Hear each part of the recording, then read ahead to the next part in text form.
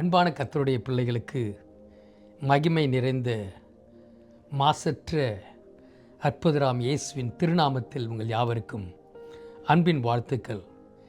தேவன் நம்மை புதிய மாதத்தில் அழைத்து வந்திருக்கிறார். கடந்த 6 மாதங்கள் தகப்பன் தன் பிள்ளையை சுமக்கிறது போல அவர் சுமந்தார். உண்மைதான். எத்தனை போராட்டங்கள் நிறைந்த 6 மாதங்கள்.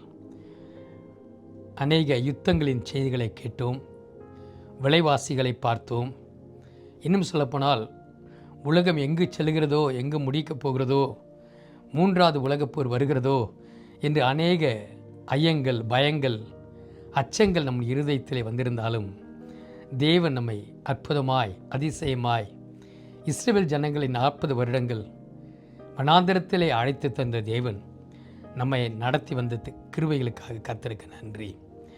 இந்த மாதத்திலும் கூட தேவனின் உள்ளத்திலே கொடுக்கப்பட்ட ஒரு அற்புதமான ஒரு வார்த்தை, எரேமியா 31ஆம் அதிகாரம் 9ஆம் வசனம்.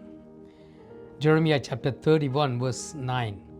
அழுகையோடும் விண்ணப்பங்களோடும் வருவார்கள், அவர்களை வழி நடத்துவேன், அவர்களை தண்ணீருள்ள நதிகள் அண்டைக்கு இடராத செம்மையான வழியிலே நடக்க பண்ணுவேன். இஸ்ரவேலுக்கு நான் பிதாவாய் இருக்கிறேன். எப்ராயிமின் சேஷ்ட புத்திரனாய் இருக்கிறான். இஸ்ரவேலுக்கு நான் பிதாவாய் இருக்கிறேன். அன்பு கர்த்தருடைய பிள்ளைகளே, தேவனுடைய அன்பின் ஆழத்தை சற்று இந்த வேதம் கொடுக்கிறதை பார்க்கலாம். இந்த வசனத்தின் ஆழம், அழுகையோடும் விண்ணப்பங்களோடும் வருவார்கள். நம்முடைய வாழ்க்கையில் அநேக பிரச்சனைகள், போராட்டங்கள், பாடுகள் இவைகள் நிறைந்த இந்த உலகத்திலே அநேக நேரங்களிலே சோர்வுகளும் தளர்ச்சிகளும் விசுவாசம் அற்ற நிலைகளும் நம் உள்ளத்திலே காணப்பட்டாலும் நம்மை அழைத்தவரும் நம்மை நடத்துகிறவருமாகிய தேவன் நம்மை கைவிடாமல் நடத்தி செல்ல வல்லவராயிருக்கிறார். நீங்கள் உபாகமம் 29:5 வாசித்து பாருங்கள். வேதம் சொல்லுகிறது, 40 வருடங்களாய் இஸ்ரவேல் ஜனங்களை நடத்தினேன். அவர்கள் அணிந்திருந்த உடைகளில் பழுதாகி போகவில்லை, அவருடைய காலணிகள் பழுதாகி போகவில்லை. அதுதான் நம்முடைய தேவன் நடத்துகிற திட்டங்கள், தேவன் நடத்துகிற வழிகள் ஒரு வித்தியாசமாய் காணப்படும். அவர் நம்மை வித்தியாசமாய் நடத்துகிறவர். ஒவ்வொரு நாட்களும் உங்கள் மேல் கண்களை வைத்து ஆலோசனை சொல்லுகிறவராய் நடத்துகிறார். ஆகவே உங்களை நீதியின் பாதையில் நடத்துகிறார். சங்கீதம் 23 நீங்கள் வாசித்து பார்க்கும் பொழுது வேதம் சொல்லி, அவர் என் ஆத்துமாவை தேற்றி தம்முடைய நாமத்தின் நிமித்தம் அவர் நீதியின் பாதையில் நடத்துகிறார். தகப்பனுக்கும் பிள்ளைக்கும் காணப்படுகிற உறவு பாருங்கள். இந்த வசனத்தின் கடைசி பகுதியிலே தேவன் நமக்கு சொல்கிற வார்த்தை, இஸ்ரவேலுக்கு நான் பிதாவாய் இருக்கிறேன். ஆவிக்குரிய பிள்ளைகளாகி ஆவிக்குரிய இஸ்ரவேலாய் காணப்படுகிற உங்களுக்கும் எனக்கும் அவர் தகப்பனாய் காணப்படுகிறார். எவ்வளவு ஆழத்துவம் நிறைந்த அன்பை பாருங்கள். பள்ளத்தாக்குகளில் நடந்தாலும் அவள் நீரூற்றுகளாய் மாற்றுகிற தேவன். நீங்கள் அநேக நேரங்களிலே நாம் தேவன் நம்மோடு கூட வருகிறதை மறந்து போகிறோம். தேவனுடைய பிரசன்னம் நம்மை சூழ்ந்திருக்கிறதை மறந்து போகிறோம். ஒரு ஆட்டுக்குட்டி எப்படி தன்னுடைய மேய்ப்பனை சார்ந்திருக்கிறதோ அதை நாம் மறந்து போகிறோம். அவர் நம்மை நடத்துகிறார். ஆகவே தான் என் ஆடுகள் என் சத்தத்திற்கு கீழ்ப்படியும், என் ஆடுகள் என் சத்தத்திற்கு கீழ்ப்படியும், நான் அவைகளை அறிந்திருக்கிறேன், அவைகள் எனக்கு பின் செல்கிறது, என் ஆடுகள் என் சத்தத்திற்கு செவி கொடுக்கும். எத்தனை மிகவும் ஆழத்துவம் நிறைந்த ஒரு வார்த்தை பாருங்கள். தேவனுடைய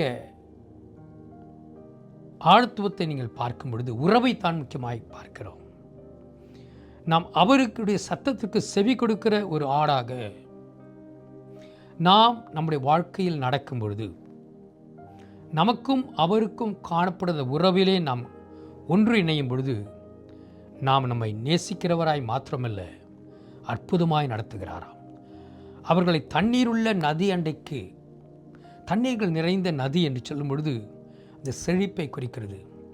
உன் வனாந்தர வாழ்க்கையை செழிப்பாக மாற்றுகிற தகப்பன் உங்களோடு கூட நம்மோடு கூட இருக்கிறார். இனி வருகிற 7 மாதங்கள் எப்படி இருக்கும்? இந்த வருடத்தின் ஒவ்வொரு நாட்களும் எப்படி இருக்கும்? நான் உங்களுக்கு சொல்கிறேன், நாளை நடப்பது நமக்கு தெரியாது, ஆனால் நம் தகப்பனுக்கு தெரியும். அவர் எதை செய்தாலும் என் வாழ்க்கையில் அற்புதமாகவும் அதிசயமாகவும் நேர்த்தியாகவும் ஆசீர்வாதமாகவே நடத்துவார். இந்த ஒரு எண்ணம் நம்மளுக்குள்ளாய் வரட்டும். சில வேளைகளிலே நம்முடைய வாழ்க்கையில், போராட்டத்தின் வாழ்க்கையிலே, பிரச்சனையின் வாழ்க்கையிலே நீங்கள் கடந்து சென்றாலும் அது உங்களை உடைப்பதற்காக அல்ல, உங்களை உருவாக்குறதுக்காக தேவன் செய்கிற ஒரு காரியம். அதன் பின்னணியின் கடைசியை பார்க்கும் பொழுது அது உங்களுக்கு ஆசீர்வாதமாகவே இருக்கும். நான் அவர்களை செம்மையான வழியிலே நடக்க பண்ணுவேன், அவர்களை தண்ணீருள்ள நதிகள் அண்டைக்கு இடராமல், ஆமென், பிரைஸ் காட், உங்களை தண்ணீர்கள் அண்டையில் நடத்த சொல்லும் இடராத செம்மையான வழியிலே அவர் நடத்த வல்லவராயிருக்கிறார். உங்கள் வழிகளிலே அவருடைய வார்த்தைகள் வெளிச்சமாய் காணப்படுகிறது. அந்த வெளிச்சத்தின் நதியிலே ஓட, அதுதான் கர்த்தருடைய வசனம். கர்த்தருடைய வசனங்களை நீங்கள் தியானித்து அவளை ஒவ்வொரு நாட்களும் தியானிக்கும் பொழுது கர்த்தருடைய வேதம் நம்முடைய பாதைக்கு வெளிச்சம் கொடுக்கிறது. இந்த வெளிச்சத்திற்குள்ளாக நீங்கள் வெளிச்சம், அது தீபமாக இருக்கிறபடினால் பாதைக்கு வெளிச்சமாக இருக்கிற இந்த கர்த்தருடைய வசனங்கள் சற்று தூரம் தான் உங்களுக்கு தெரியும். பாருங்க. ஆகவே இன்றைக்கு நாளைக்கு என்ன நடக்கும் அது உங்களுக்கு தெரியும். எதிர்காலங்களை கர்த்தர் சொல்ல மாட்டார் என்றால் அவர் நல்லவர், தன் பிள்ளைகளை அற்புதமாய் நடத்துகிற வல்லவர். ஆகவே தான் ஒவ்வொரு நாட்களும் அவருடைய சமூகத்திலே உங்கள் வாழ்க்கையை ஒப்புக் கொடுங்கள். அவருடைய சமூகத்தில் ஒப்புக் கொடுத்து அவருடைய கிருபைகளை அணிந்து கொள்ளுங்கள். ஒவ்வொரு நாளும் அவரோடு கூட உறவாடுங்கள். இந்த உறவின் ஆசீர்வாதங்களை நீங்கள் ஒவ்வொரு நாளும் அனுபவிப்பீர்கள். நான் உனக்கு போதித்து நீ நடக்க வேண்டிய வழியிலே உன்னை நடத்துவேன், உன்மேல் என் கண்களை வைத்து உனக்கு ஆலோசனை சொல்லுவேன். எத்தனை அருமை நிறைந்த கர்த்தர் உங்களை செம்மையான பாதையிலும், நீருற்றுகள் நிறைந்த ஆசீர்வாத பாதையிலும் இந்த புதிய மாதத்திலே நடத்துவாராக. ஜெபிப்போம். தகப்பனே, அன்பு பிள்ளைகள் ஒவ்வொருவரையும் அற்புத கரங்களிலே தருகிறேன். குடும்பத்தின் பாரங்கள், பிள்ளைகளுடைய சவால்கள், எதிர்காலத்தை குறித்த பயங்கள், அநேக நிறைந்த இந்த உலகத்திலே நாங்கள் எப்படி வாழப்போகிறோம், எப்படி இந்த உலகத்திலே நாங்கள் வெற்றியுள்ள கர்த்தருடைய பிள்ளைகளாய் வாழப்போகிறோம் என்று உள்ளத்துக்குள்ளாய் 1000 அச்சம் இருந்தாலும் இந்த நாளிலே நீர் கொடுத்த வார்த்தைகளுக்காக நன்றி. அவர்களை வழி நடத்துவேன், அவர்களை தண்ணீருள்ள நதிகள் அண்டைக்கு இடராத செம்மையான வழியிலும் அவர்களை நடக்க பண்ணுவேன் என்று சொல்லுகிறபடியால் நமக்கு ஸ்தோத்திரம்.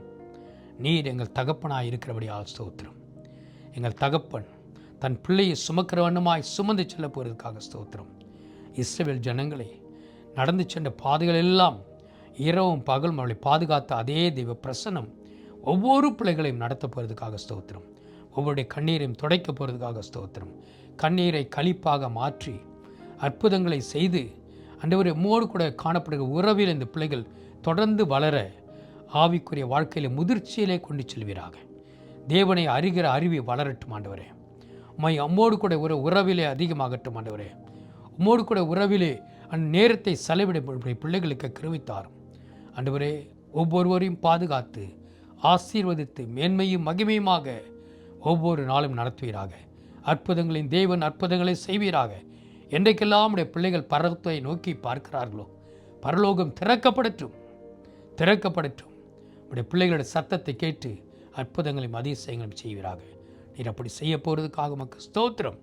கொடான கொடி ஸ்தோத்திரத்தை செலுத்துகிறோம், ஆசீர்வதிக்கிறோம். ஒவ்வொரு பிள்ளைகளையும் ஆசீர்வதிக்கிறேன். வாழ்ந்து சுகித்திருக்கட்டும். இயேசுவின் மூலம் கேட்கிறோம் ஜீவனுள்ள நல்ல பிதாவே. ஆமேன், ஆமேன், ஆமேன். என்ப இயேசு உங்களை ஒவ்வொரு நாளும் கரம் பிடித்து மேன்மையும் மகிமையுமாய் நடத்துவாராக. ஆமேன்.